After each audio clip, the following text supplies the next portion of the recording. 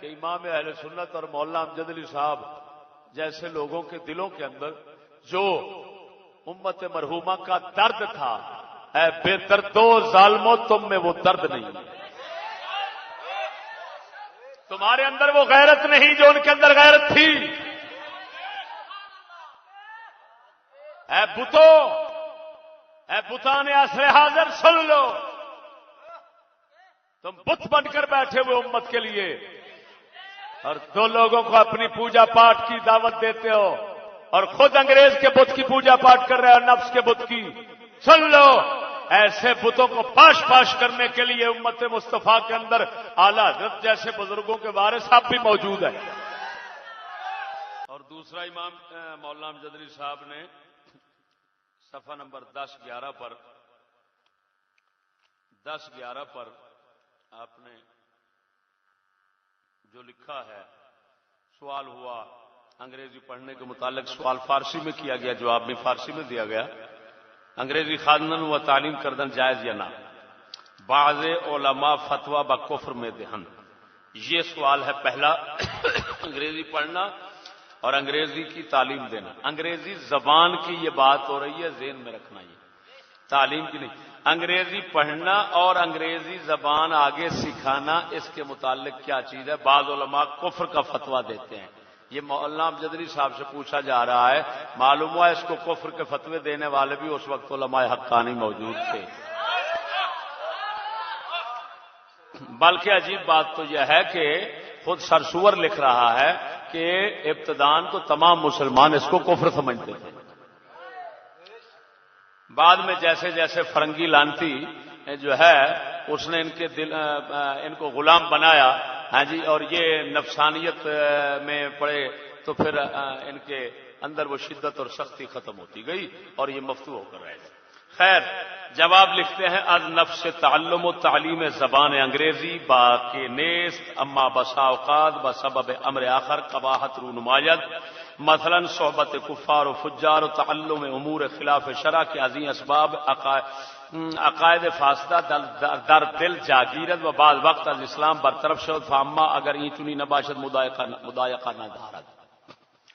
فرماتے ہیں محض زبان انگریزی کو سیکھنا سکھانا اس میں اندر کوئی حرج نہیں، ہاں البتہ بسا اوقات زیادہ تر ایسا ہوتا ہے کہ ایک اور امر کی وجہ سے قباحت پیدا ہو جاتی ہے کہ کافروں کی صحبت، کیا بدکار لوگوں کی صحبت، جو مسلمان ہیں لیکن بدکار ہیں، اور پروفیسر ماسٹر ایسے ہی ہوتے ہیں سور، سمجھ لگی؟ بدکار تو ضرور ہوتے ہیں نا، فجار تو ضرور ہوتے ہیں، کفار مرتدین زیادہ تر ان کے اندر ہوتے ہیں، اور فجار جو ہیں وہ تمام کے تمام ہوتے ہیں، اس میں کوئی شک نہیں ہوتی۔ اب امور خلاف شرع ایسے اگر ہوں تو پھر عقائد فاسدہ دل میں پیدا ہو جاتے ہیں، یہ لکھ رہے ہیں۔ لہذا آگے بلکہ فرماتے ہیں کہ بعض اوقات تو بندہ اسلام سے برطرف ہو جاتا ہے، یعنی مرتد ہو جاتا ہے انگریزی زبان سیکھنے سے، جس وقت کے صحبت کفار و فجار یا اس طرح کے اور امور خلاف شرع ہوں تو پھر بندہ کیا ہو جاتا ہے؟ مرتد بھی ہو جاتا ہے۔ اور یہ وہ اپنے علم کے مطابق کہہ رہے ہیں، ورنہ ہم جو تجربے اور مشاہدے کر چکے ہیں کہ ان لانتیوں کے مرتد ہی ہوتے ہیں زیادہ تر، ہاں جی، کفار اور مرتدین بنتے ہیں، کیونکہ لا دین بن جاتے ہیں اور لا دین ہمیشہ مرتد ہوتا ہے، کیونکہ اس کی لا دین ہونے کی وجہ یہ ہے یہ تعلیم لا دین ہے، اور لا دین تعلیم لا دین ذہن بناتی ہے، لا دین ذہن ہمیشہ مرتد ہوتا ہے۔ اور یہ ہمارے خواجہ اللہ بخش توسیع رضی اللہ تعالیٰ عنہ غوث زمان خطب دوراں، جن کے جو محتاج تعارف نہیں ہیں، عرب و عجم کے اندر جن کا ایک نام ہے، جن کے غلامی کے پٹے تاجدار گرڑا جیسے کی گردنوں کے اندر بھی پڑے ہوئے ہیں۔ آپ کے غذاء المحبین شریف ملفوظات شریف پہلی مرتبہ 150 سال کے بعد منظر عام پہ اردو میں آئے ہیں، فارسی میں اگرچہ موجود تھے، تو ان کے دیکھیے آپ کیا فرما رہے ہیں۔ صفحہ نمبر 55 پہ ہے، حضور غریب نواز قدس سرہ ہر اسکول و کالج کو مطلقاً دشمن جانتے تھے، چاہے وہ انگریزی اسکول ہوتے چاہے مدرسہ اسلامیہ کے نام سے ہوتے، چاہے وہ انگریزی اسکول ہوتے چاہے مدرسہ اسلامیہ کے نام سے ہوتے۔ اب ملا جی بتائیں ہم تیری بات مانیں یا اپنے مشائخ کی بات مانیں اور اپنے تجربے اور مشاہدے کو دیکھیں؟ اور سن لے، مشائخ اگر کہہ جاتے تو ہمارا تجربہ اور مشاہدہ یہ بتا رہا ہے، مشائخ اس کے خلاف بھی کہہ جاتے تو ہم مشائخ کی غلطی شمار کرتے، اپنے تجربے اور مشاہدے کو غلط نہیں سے کہہ سکتے تھے، کیونکہ یہ قطعیات اور یقینیات میں سے ہے۔ اچھا، پھر جب علی گڑھ بنا تو آپ نے فرمایا قرن الشیطان طلوع ہو گیا جب علی گڑھ کے اندر کالج بنا تھا۔ اور پھر ایک اور مقام پر آپ فرماتے ہیں، جس طرح کہ اسی غذاء المحبین شریف کے اندر ہے 199 صفحہ پر آپ فرماتے ہیں، اسی طرح ملتان اور ریاست بہاولپور سے دین اسلام کی نشانیاں مٹ گئیں اور مخلوق نیچری اور بد مذہب ہو گئی ہے اور مدارس میں پلیدی بڑھ گئی ہے، یعنی انگریزی تعلیم۔ آپ انگریزی تعلیم کو کیا کہہ رہے ہیں؟ اب پلیدی۔ تو ملا بے نظام ملا تیرا حق بنتا تھا، تو اس شیطانی مدارس کو تو دنیاوی مدرسہ نہ کہتا، تو پلید مدرسہ، شیطانی مدرسہ، فرنگی اور یہودیت کا مدرسہ، لیکن کیونکہ تو اور تیرا ٹبر ان میں ملوث ہے، ان لعنتوں کے اندر، اس وجہ سے تو نے ڈنڈی ماری اور تمہیں یہی گھمنڈ تھا کہ دنیا میں پکڑنے والا کوئی نہیں بیٹھا۔ وہ تمہیں پتہ نہیں ہے تیرے جیسے مفتی ہم جیبوں میں رکھتے ہیں، اگر تیرے اندر جرت ہو اور تیرے کوئی خانوادے کے اندر جرت ہو تو ناچیز کی ایک بات کا جواب دے دینا، میں تیرے ہاتھ پر بیعت کر لوں گا، ورنہ خبردار ادھر انگریزی ملاؤں کی اجارہ داری نہیں چل سکے گی۔ یہ امت مسلمہ انگریزی ملاؤں کی اجارہ داری سے اب آزاد ہو رہی ہے۔ تو حضرت جی دیگر علوم و فنون ہے، شیطانی علوم و فنون۔ اور سنو، ارے ملا جو تمہارے مدارس کے اندر کتابیں، ادھر تو ہم دیکھ رہے ہیں تمہارے مدارس کے اندر ہی لادینیت پڑھائی جا رہی ہے، تمہارے جو مدارس ہیں ان کے اندر لادینیت پڑھائی جا رہی ہے، تو تمہارے تو دینی مدارس میں پڑھنا جائز نہیں ہے، خیر تو ہے، تم تو عورتوں کی بات کرتے ہو، ہم تمہاری بات کرتے ہیں، تمہارے پاس پڑھنا جائز نہیں، سمجھ نہیں آ رہے بھائی؟ اور سنو، اس نے کیا متام کے بندوبست کلیت البنات ہے، بتاؤں میں تم نے عورتوں کے ساتھ کیا کر رکھا ہے؟ ایمان سے کہتا ہوں جتنے مدارس بنے ہوئے ہیں شاید ہی کوئی مدرسہ ہو جس کے واقعات باہر نہ نکلے ہوں، ورنہ اندر پتہ نہیں کیا کچھ ہوتا ہے۔ واقعات اتنے باہر نکل چکے ہیں کہ مفتی صاحب جو مدرسے قائم کرنے والے ہوتے ہیں وہی رنڈی بازی اور انہی لڑکیوں کے ساتھ زنا اور بدکاری کے اندر مبتلا پکڑے گئے۔ ادھر ہمارے پاکستان کے پتہ نہیں کتنے مدرسے ہیں، یہ شوکت ہے، شوکت سیالوی کہتے ہیں، وہ خانے وال اپنی مدرسے کے اندر لڑکی کے ساتھ پکڑا گیا۔ اور جناب جی یہ رحیم یار خان ہے، وہاں پر مفتی عبد المجید ہے، وہ خود لڑکی اس نے بھگائی اور لڑکی کے ساتھ نکاح کر لیا اور بیٹا اس کا بھگا کر لے گیا۔ یہ جامعہ نعیمیہ ہے، جامعہ نعیمیہ کا جو جامعہ سراجیہ ہے مدرسہ لڑکیوں کا، اس کے اندر فلمیں ڈرامے ہوتے ہیں اور تصدیق ہمارے پاس موجود ہے۔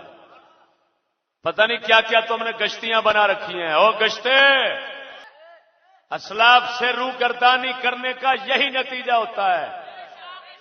تم نے فتنے اور شرور کے باب کے اندر جو اسلاف کے فتاوی تھے ان پر پابندی نہ کی، تم لانتیوں نے یہود و نصارہ کی اتباع کی، جیسے میرے امام اہل سنت نے فرمایا سنت نصارہ ہے عورتوں کو لکھنا سکھانا۔ یہی وجہ ہے پھدو تمہیں اتنا پتہ نہیں ہے کہ فرنگی لانتی سے، یہودیوں سے مسلمانوں کی کیا انسانوں کی خیر خواہی کے کام کی توقع نہیں کی جا سکتی۔ اس وجہ سے کہ اللہ جل شانہ کے قرآن کی واضح نص موجود ہے، وہ ان لانتیوں کی طبیعت اور فطرت بتا رہی ہے. یسعون فی الارض فسادا، روئے زمین میں یہود نصارہ فساد کے لیے کوشش کرتے ہیں، دوڑے پھرتے ہیں. اور ملا قرآن جن کی فطرت فساد فی الارض کی بتا رہا ہے، فساد فی الارض کے اندر کوشش کی بتا رہا ہے. اور ملا یہ جس بات پر زور دے رہے ہیں، ارے مردودو تم اسی پر چل رہے ہیں اور پھر کہتے ہو ہم علماء ہیں.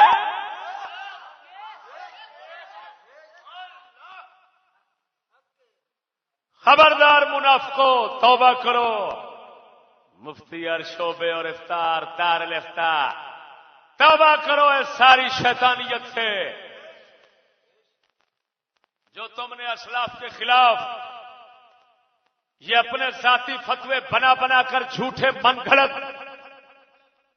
چلو تم ادھر کو ہوا ہو جدھر کو، ان باتوں پر جو تم نے اپنے فتوے من گھڑت بنا رکھے ہیں، جبکہ اسلام کا پیغام یہ ہے کہ چلو تم ادھر کو خدا ہو جدھر کو.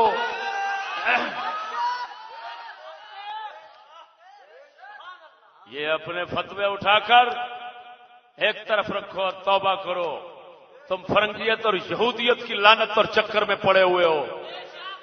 اس وجہ سے تیرے یہ خبیث الفاظ جو ہیں یہ تیرے منافق اور بےایمان ثابت کرنے کے لیے کافی ہے. ملا نظام، یہ جو تو نے کہا ہے دنیاوی اور دینی اور دنیاوی، شرم نہیں آتی تمہیں؟ دنیاوی شیطانی بے غیرت تعلیم لعنت، جو جس کو تعلیم کہنا تعلیم کی توہین ہے، جو مردوں کو سکھائی جائے تو دلے اجہل الناس بن جاتے ہیں، بے ایمان ترین بن جاتے ہیں. ان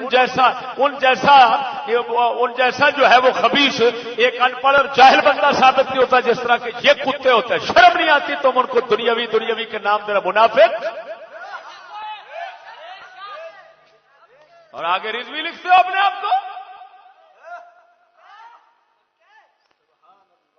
خبردار، تم جیسے لونڈے مفتی جو ہے نا ان کو ہم جوتے کی نوک پر رکھتے ہیں. ہم امام اہل سنت اور اسلاف کے تابع دار ہیں، تم جیسے لوڈوں کے تابع دار نہیں ہو سکتے.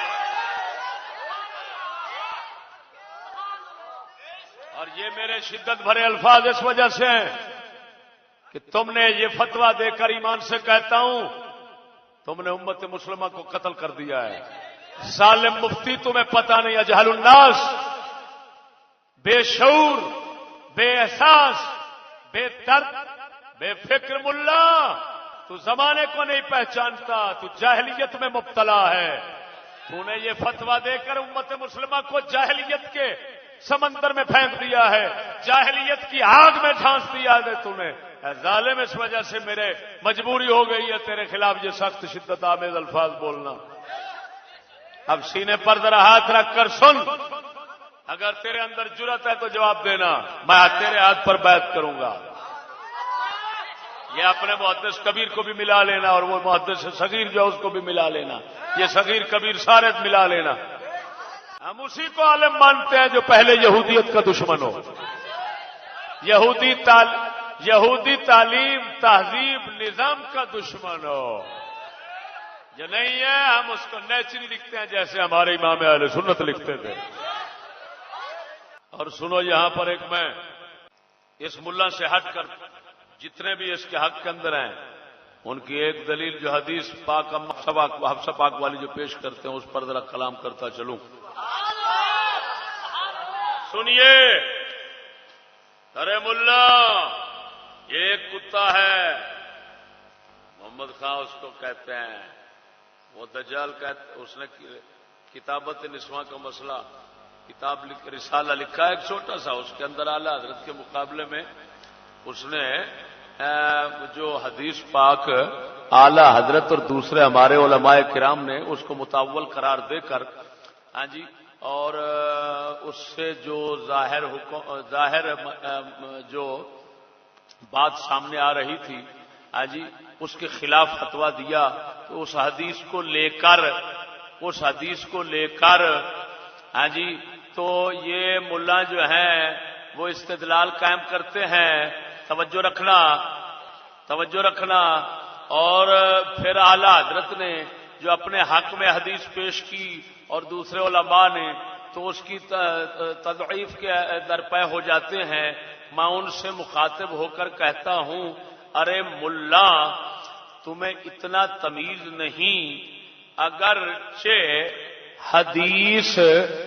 حدیث غیر متأول ہوتی لکھنے عورتوں کے لکھنے کے جواز کے حق میں، اور اس کے مقابل کوئی ضعیف سے ضعیف حدیث بھی نہ ہوتی جو عدم جواز ثابت کرتی، تب بھی یہ مسئلہ کیونکہ فتنے اور شر سے تعلق رکھنے والا ہے تو زمانے کے بدلنے کے ساتھ اس کے عدم جواز پر ہی فتویٰ دیا جاتا نظر فقیہ کے مطابق۔ ہاں جی، فقاہت کا تقاضا تفقہ کا یہی تھا، جیسا کہ ہاں جی پہلے بیان کر چکا ہوں کہ صحابہ کرام کے زمانے میں عورتوں کو مسجد میں آنے سے منع کر دیا گیا، باجماعت نماز پڑھنے سے منع کر دیا گیا۔ ہاں جی، جبکہ رسول اکرم صلی اللہ علیہ وسلم کی طرف سے یہ ممانعت بھی موجود تھی کہ عورتوں کو، اللہ کی بندیوں کو اللہ کے گھروں سے مت روکو، ہاں جی جب تک کہ وہ سادہ ہو کر آئیں۔ تو بتا اس ممانعت کے باوجود صحابہ نے اجماع اتفاق کیا، کیونکہ شر فتنہ جو ہے وہ سر اٹھا چکا تھا۔ تو اے ظالم ملا جاہل بے ایمان، اگر حدیث جواز کے ثبوت میں غیر متأول ہوتی اور ادھر عدم جواز پر ضعیف سے ضعیف بھی نہ ہوتی تو نظر فقاہت کا تقاضا یہی تھا، یہی ہوتا کہ جناب عدم جواز کا ہی فتویٰ دیا جاتا۔ اصول شریعت سد ذرائع ہے، ہاں جی سد ذرائع ہے۔ یہی وجہ ہے کہ جب سے یہ دروازہ کھلا تو اب لکھنے کے سکھانے کا، ہاں جی اور ملا شیطانوں نے دنیاوی کہہ کر سکول کو اور جناب جائز کیا تو نتائج آج دیکھ رہے ہیں، سنبھالے نہیں سنبھلتے تو خبیث ملا معلوم ہوا تم یہ حدیث کو لے کر ارے جاہل حدیث تو پڑھ رہے ہو یا حدیث پر کلام تو کر رہے ہو مگر تفقہ سے خالی ہو، اور ملا خبیث ہمارے سفیان بن عیینہ محدث فرماتے ہیں الاحادیث مضلۃ الا للفقہاء، فرمایا حدیثیں گمراہ کر دیتی ہیں یا گمراہی کی جگہ بن جاتی ہیں سوائے ان لوگوں کے جو فقہاء ہوتے ہیں، سب کے لیے یہ گمراہی کا محل مقام بن جاتی ہیں۔ الاحادیث مضلۃ الا للفقہاء اگر پڑھیں تو معنی یہ ہوگا کہ حدیثیں سب کو گمراہ کر دیتی ہیں سوائے فقہاء کے۔ وہ دجال ملا تم صرف حدیثیں پڑھنے والے ہو، فقیہ نہیں ہو۔ ہمارے امام اہل سنت محدث بھی ہے اور فقیہ اعظم بھی ہے۔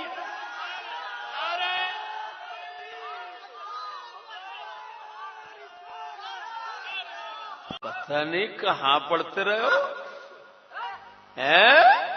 لہذا میرے بھائیوں امام اہل سنت کا فتویٰ جو ہے وہ امامت کے پیمانے پر پورا ہے،